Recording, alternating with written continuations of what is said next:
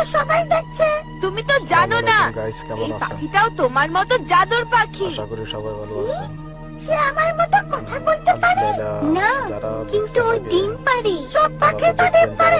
এখানে রহস্যের কি আছে? না, ও যে ডিমটা পারে ওটা তো জাদুর ডিম। যদি ওই ডিম কোনো ধাতুকে স্পর্শ করে তো ওই ধাতু সোনায় পরিণত হয়। তুমি আমাকে বোকা বানাচ্ছ না তো? না, পরে ইনশাআল্লাহ আমার বড় ভাইয়ে দিবেন।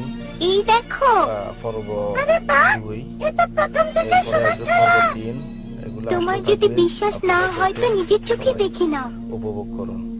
আপনারা সবাই ভালো থাকেন। এই আসসালামু জাদুর পাখির এখন ডিম পাড়ার সময় হয়ে গিয়েছে।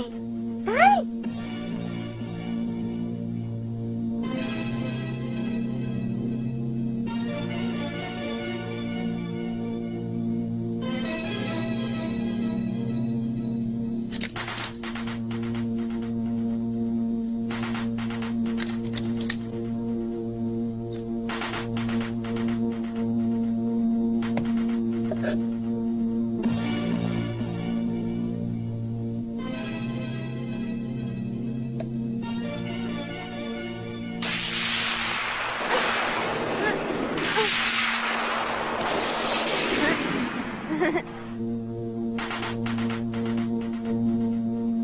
আরে বাহ, এ তো সত্যি আশ্চর্যের বিষয়।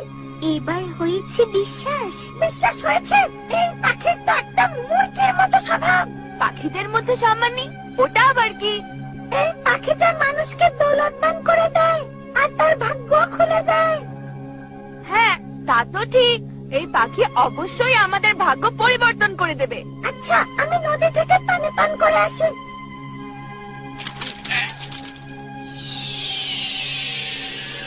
আমি হাজির মালিক, আমি হাজির।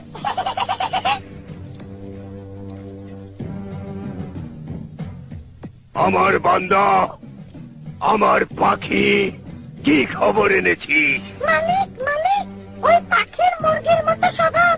আমি তার ডিমের জাদু দেখেছি। ডিমটা কোনো ধাতুকে ছুলে সেটাও সোনায় পরিণত হয়। তো জামিলার কথা সত্যি প্রমাণ হলো। মালিক, মালিক, আমি একটা ডিম নিয়ে আসি। আপনার সামনে সোনার পাহাড় তৈরি হবে। দুনিয়ার সবথেকে বড় আমির হয়ে যাবেন। বোকা পাখি, এই জাদুর পাখির ডিম শুধু সোনা দেয়, আর ওই পাখি নিজেই ক্ষমতা আর দৌলত দুটোর উপরেই রাজত্ব করে। বুঝতে পারছি।